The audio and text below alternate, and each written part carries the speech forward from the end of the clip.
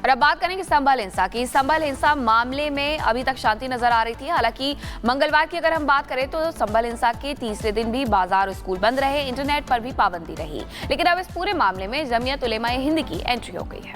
बिल्कुल, अरशद मदनी ने supreme court का दरवाजा खटखटाया है और संभल हिंसा पर सुनवाई करने का अनुरोध किया है। रिपोर्ट देखिए।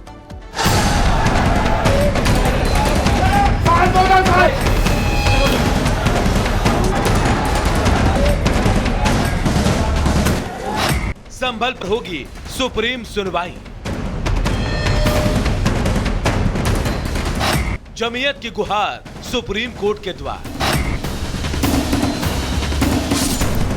संभल हिंसा पर सियासी तकरार के बीच जमीयत उलेमाए हिंद ने सुप्रीम कोर्ट का दरवाजा खटखटाया है। अरशद मदनी ने कहा कि इन घटनाओं को रोका जाना बहुत जरूरी है। उन्होंने सुप्रीम कोर्ट से जल्द सुनवाई करने का अनुरोध भी किया है। मौलाना अरशद मदनी ने कहा, पूजा स्थलों की सुरक्षा के लिए कानून के वास्तविक स्वरूप को लागू करने की कमी के कारण देश में संभल जैसी घटनाओं को अंजाम दिया जा रहा है। इन घटनाओं को रोका जाना बहुत जरूरी है।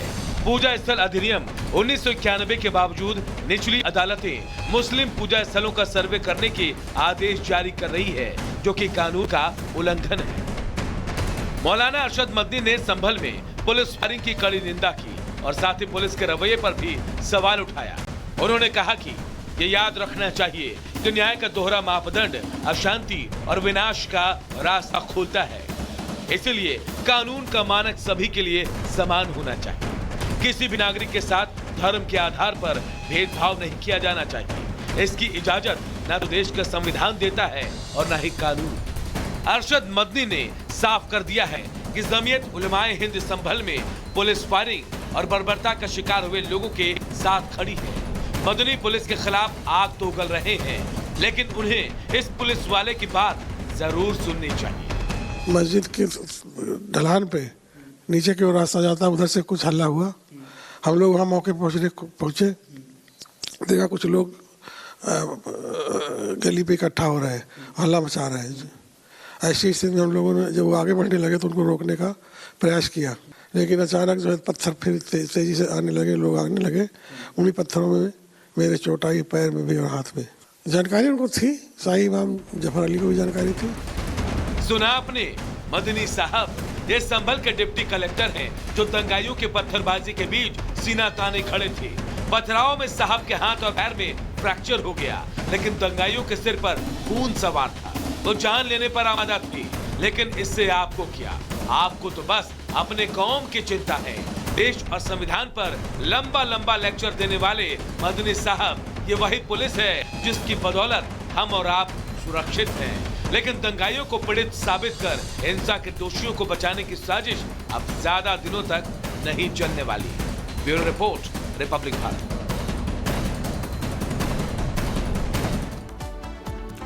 और आगे बढ़ते हैं। संसद का शीतकालीन सत्र और संसद के शीतकालीन सत्र से पहले वक्फ बोर्ड वक्फ बिल को लेकर चर्चा होनी है। जेपीसी कमेटी आज चर्चा करेगी और एक टेबल पर बैठकर पूरा मंथन किया जाना है। अल्पसंख्यक मंत्रालय के सदस्य और प्रतिनिधियों के बीच में इस बारे को लेकर के चर्चा होगी, लेकिन कहीं ना कहीं विपक्ष इससे लेकर के मांग कर सकता है कि इसका जो समय है वो और बढ़ाया जाए।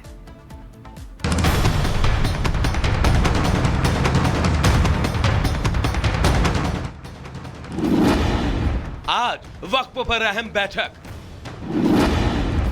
संशोधित बिल हो सकता है पेश, विपक्ष कर सकता है हंगामा, समय सीमा बढ़ाने की हो सकती है मांग। संसद के शीतकालीन सत्र के दौरान आज वक्फ बोर्ड पर गठित जेपीसी की महत्वपूर्ण बैठक होने वाली है। इस बैठक में अल्पसंख्यक मंत्रालय के प्रतिनिधि समिति के सामने अपना पक्ष रखेंगे। बैठक के दौरान समिति के सदस्य बिल पर अपने संशोधन भी दे सकते हैं। बताया जा रहा है कि इस मुद्दे पर जेपीसी की ड्राफ्ट रिपोर्ट तैयार है, जिसे बैठक में पेश किया जाएगा। वही विपक्षी सदस्य बैठक में समिति के कार्यकाल को बढ़ाने की मांग कर सकते हैं। इस बैठक में विपक्ष के हंगामे के भी आसार हैं। सरकार की योजना है कि कमेटी से बिल को पास कराकर उसे लोकसभा में पेश किया जाए, जबकि विपक्षी सदस्य इसकी समय सीमा बढ़ाने की मांग करेंगे। महाराष्ट्र चुनाव में मिली जीत के बाद पीएम मोदी ने कहा था कि वक्फ बोर्ड का भारतीय संविधान में कोई स्थान नहीं है। पीएम के इस बयान के बाद यह माना जा रहा है कि सरकार इस बिल को इसी सत्र में पास कराने की कोशिश करेगी। पीएम मोदी के बयान पर पलटवार करते हुए जमीयत उलमाए हिंद के राष्ट्रीय अध्यक्ष मौलाना अरशद मदनी ने कहा कि पीएम को शोभा नहीं देता, उनके ऐसे बयान से देश में नफरत फैल रही है। मदनी ने कहा कि वक्फ इस्लाम का एक अहम हिस्सा है और इसके दखल को बर्दाश्त नहीं किया जाएगा। वक्फ बिल की निंदा करते हुए उन्होंने कहा कि देश के संविधान में नमाज, हज, ज़कात, रोजा का उल्लेख नहीं है, फिर भी ये इस्लाम के प्रमुख अंग हैं। वक्फ बोर्ड की रिपोर्ट पेश करने की समय सीमा भी शुक्रवार को खत्म हो रही है। ऐसे में जहां एक तरफ रिपोर्ट पेश करने की जल्दी होगी तो वहीं इस पर चर्चा भी होनी है। ऐसे में विपक्ष चाहता है कि इसकी समय सीमा बढ़ाई जाए। अब देखना होगा कि आज की बैठक में क्या कुछ निकलकर सामने आता है।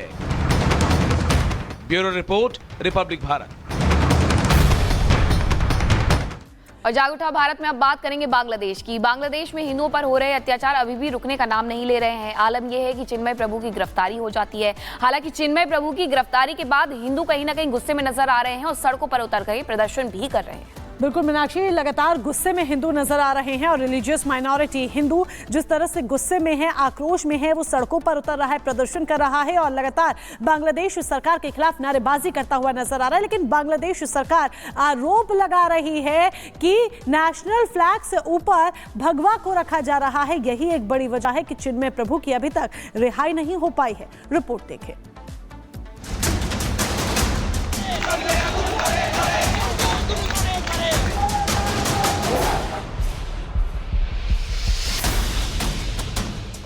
बांग्लादेश में चिन्मय प्रभु की गिरफ्तारी से हिंदू समाज काफी गुस्से में है। नाराज हिंदू समाज सड़क पर उतर आया है। प्रदर्शन के दौरान बीएनपी और जमात के कार्यकर्ताओं ने हिंदुओं पर हमला भी कर दिया। इस हमले में करीब 50 हिंदू घायल हो गए। हैरानी की बात तो यह है कि इन हिंसक घटनाओं के दौरान यूनुस प्रशासन और पुलिस ने कोई कार्रवाई नहीं की। शाहबाद के हमले के दौरान पुलिस और प्रशासन मूक दर्शक बने रहे, लेकिन बांग्लादेश से हमले की आई ये तस्वीरें चीख चीख कर गवाही दे रही है। बांग्लादेश सनातन जागरण मंच के बड़े नेता और इस्कॉन के प्रवक्ता चिन्मय कृष्णदास प्रभु की गिरफ्तारी से भारत का संत समाज भी काफी नाराज है। बाबा बागेश्वर ने बांग्लादेशी हिंदुओं को एकजुट रहने की सलाह दी है। हिंदुओं के दमन में सरकार इन्वॉल्व है और अगर सरकार इन्वॉल्व है तो सुरक्षा कौन करेगा? यूएन को इसमें संज्ञान लेना चाहिए और भारत के सभी लीडर्स को इसका विरोध करना चाहिए और ऐसे लोगों को पनिशमेंट होनी चाहिए। सरकार पर भी दबाव डालना चाहिए जिससे वो हमारे हिंदुओं का दमन न कर सके। अब आपको बताते हैं कि बांग्लादेश की यूनिस सरकार के निशाने पर हिंदू आखिर क्यों है। दरअसल हिंदुओं की धार्मिक आजादी से जमात नाराज रहता है, इसीलिए हिंदुओं को दबाने के लिए जमात के लोग उनकी जमीनों पर कब्जा भी करते हैं। साथ ही जमाते इस्लाम के समर्थक हिंदुओं से भड़कते भी हैं। इसकी बड़ी वजह है बांग्लादेश में हिंदुओं का अल्पसंख्यक होना। 17 करोड़ की आबादी वाले बांग्लादेश में केवल 1 करोड़ 35 लाख हिंदू हैं, यानी सिर्फ 8%। संत समाज ने जल्द चिन्मय प्रभु की रिहाई और बांग्लादेश में अल्पसंख्यक हिंदुओं की सुरक्षा के लिए भारत सरकार से गुजारिश की है। अब आपको बताते हैं कि कौन है चिन्मय प्रभु, जिनकी गिरफ्तारी से पूरा हिंदू समाज गुस्से में है। बांग्लादेश सनातन जागरण मंच के प्रमुख नेता और बांग्लादेश सम्मिलित सनातन जागरण ज्योति समूह के सदस्य, साथ ही इस्कॉन चटगांव के पुंडरीक धाम के अध्यक्ष और बांग्लादेश में इस्कॉन के प्रवक्ता रहे हैं चिन्मय प्रभु। चिन्मय प्रभु की गिरफ्तारी के विरोध में बीजेपी नेता शुभेंदु अधिकारी ने सोशल मीडिया एक्स पर पोस्ट शेयर कर लिखा, कट्टरपंथी अंतरिम शासन द्वारा बांग्लादेश के हिंदू समुदाय पर चट्टोग्राम और अन्य स्थानों पर नियमित पूर्व योजनाबद्ध और ठोस हमलों के खिलाफ आवाज उठाने के लिए